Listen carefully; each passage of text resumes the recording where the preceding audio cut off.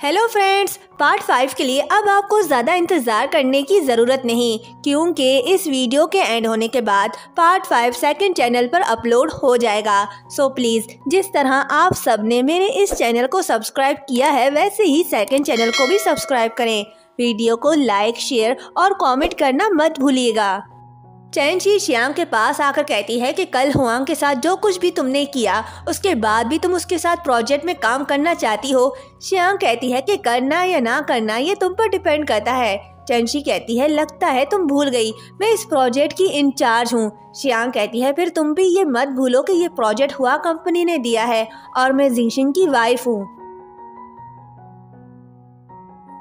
Next scene में Shao Xiang को Huang की सारी इन्फॉर्मेशन निकाल कर देती है और उसे बताती है कि 5 साल से कोई भी परफेक्ट नहीं हुआ। शियांग ने जैसा सोचा था वैसा ही हुआ। अब वो शेयर होल्डर्स को ये प्रूफ दिखा सकती है। वो शाओ को थैंक्स कहती है। ऑफिस से निकलने के बाद वो मास्क मैन यानी कि जिंगशिंग को कॉल करके बताती है कि मैंने अपना काम कर दिया है और मुझे पता चला है कि 5 साल से लिन और हुआ कंपनी लॉस में थे और कुछ प्रोजेक्ट को लिन शिनान ने हैंडल किया है और मैंने 5 साल के सारे प्रोजेक्ट और इन्वेस्टमेंट का डेटा निकाल लिया है। मास्कमैन कहता है ये तो बहुत अच्छी बात है और किसी को अपना बिजनेस बर्बाद नहीं करना चाहिए। शियांग कहती है क्या, मैं समझी नहीं तुम्हारी बात। मास्कमैन कहता है कि तुम लिन शिनान के बारे में और इन्वेस्टिगेट करो, मैं ये पता करूंगा कि शिनान ने ऐसा क्यों किया। शियांग हेल्प के लिए थैंक्स कहती है। शियांग जिंगशिंग के लिए डिनर बनाती है, जिसे देखकर जिंगशिंग कहता है कि आज कोई स्पेशल डे है क्या। शियांग कहती है ये सब तुम्हें थैंक्स कहने के लिए है, जो कुछ भी तुमने मेरे लिए किया।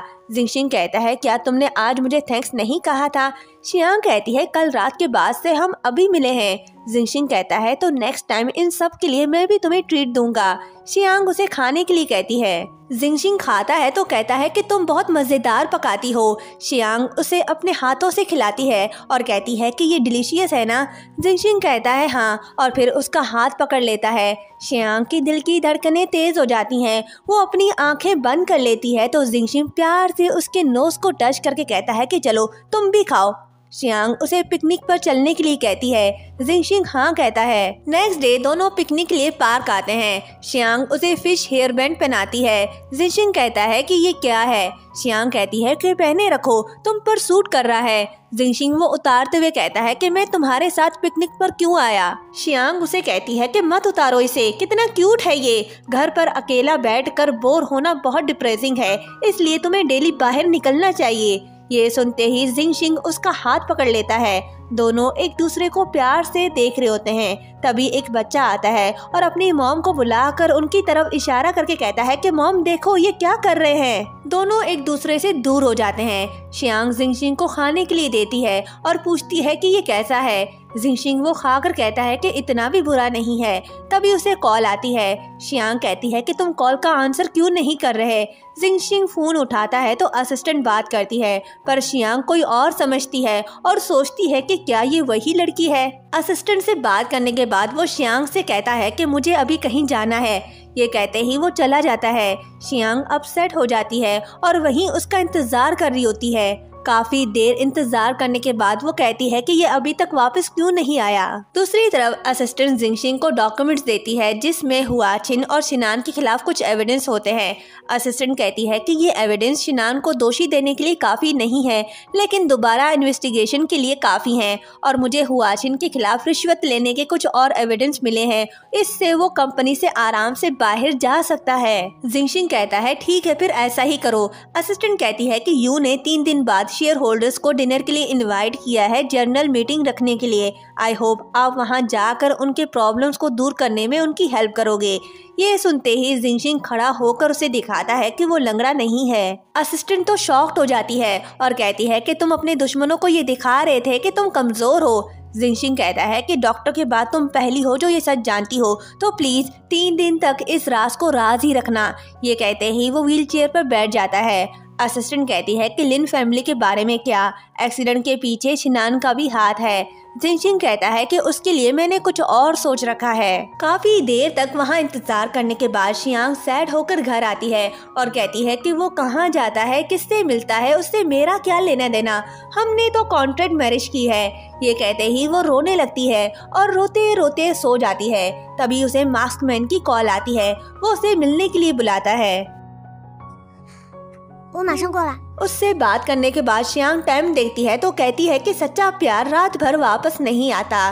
Next day Xiang mask man से मिलने होटल जा रही होती है तो हुआ चिन छुपके से उसे देख रहा होता है और कहता है कि ये यहाँ क्या कर रही है।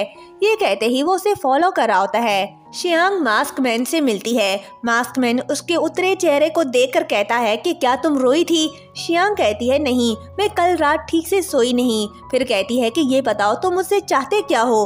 मास्क मैन कहता है कि मुझे पता चला है कि तुम्हारी मॉम ने एक वसीयत छोड़ी है। शियांग कहती है क्या कहा तुमने वसीयत, मैंने डैड से कभी भी विल के बारे में नहीं सुना। मास्क मैन कहता है कि लिन फैमिली पहले कंगाल हुआ करती थी, बाद में शिनान ने तुम्हारी मॉम जो बिया फैमिली की सबसे बड़ी बेटी थी उससे शादी की और बिया फैमिली से मिले सारे शेयर्स अपने लिन कंपनी में लेकर आया, पर उससे भी उसे कोई फायदा नहीं हुआ। शियांग कहती है तो तुम्हारा मतलब ये है कि लिन की सबसे बड़ी शेयर होल्डर मेरी मॉम है। मास्क मैन कहता है कि तुम्हें जन्म देने के बाद तुम्हारी मॉम की तबीयत खराब रहने लग गई, जिस वजह से कंपनी को संभालने के लिए उसके पास टाइम नहीं था, इसलिए तुम्हारी मॉम ने कंपनी शिनान के हवाले कर दी और तुम्हारी मॉम के मरने के बाद शिनान ने कंपनी में कब्जा कर लिया। शियांग कहती है तो तुम्हारा मतलब है शिनान विल को छुपा रहा है।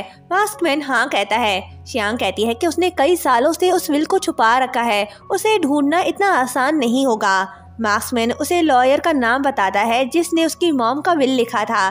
शियांग खुश होकर उसे गले लगाती है और फिर कहती है कि ठीक है मैं उसे ढूंढने जाती हूँ। शियांग के जाने के बाद जिनशिंग अपना मास्क निकाल लेता है। शियांग शाओ को कॉल करके कहती है कि मुफेंग को ढूंढने में मेरी हेल्प करो, ये 10 साल पहले मेरी माँ का वकील हुआ करता था, उसके बारे में सब पता लगा कर मुझे बताओ। वू चेन उसे फॉलो कर रहा होता है और फिर पीछे से आकर उसे बेहोश करके ले जाता है और यहीं पर ये पार्ट एंड होता है। नेक्स्ट पार्ट सेकंड चैनल पर अपलोड है जिसका लिंक डिस्क्रिप्शन में दे दिया है। Thank you.